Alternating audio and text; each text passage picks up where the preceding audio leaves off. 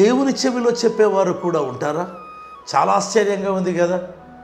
మహామహుడగు దేవుడు, సమీపింపరాని తేజస్సులో నివసించే దేవుడు, ఏకంగా ఆ దేవుని చెవిలో చెప్పేవారు కూడా ఉంటారా? చాలా వింతగా ఉంది కదా. బైబిల్ ఏం చెప్తుంది? సంఖ్యాకాండం 14వ అధ్యాయం 28వ వచనంలో ప్రభువు ఒక మాట అన్నాడు, మీరు నా చెవిలో చెప్పినట్లు నేను నిశ్చయముగా మీ ఎడల చేసేదను, మీ శవములు అరణ్యములోనే రాలను. ఇదేంటండి?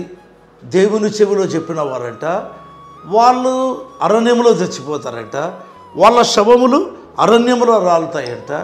మరి దేవుని చెవిలో చెప్పడం ఏంటి? దేవుని వాక్యంలో గమనిస్తే సంఖ్యాకాండం 14వ అధ్యాయం 3వ వచనంలో వీరేం చెప్పారో చూద్దాం.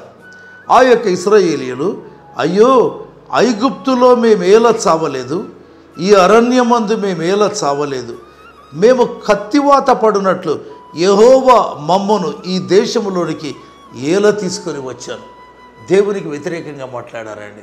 మేము కత్తివాత చచ్చిపోయేట్టుగా ఆ దేవుడు, యెహోవా దేవుడు ఇక్కడికి మమ్మల్ని తీసుకొని వచ్చాడు అన్నారు. దేవుడు అన్నాడు, అరణ్యములో మీ ఇంటిలో మీరు చెప్పుకున్నారే, సమాజముగా మీరు చెప్పుకున్నారే, అది నా చెవిలో వినపడింది అన్నాడు.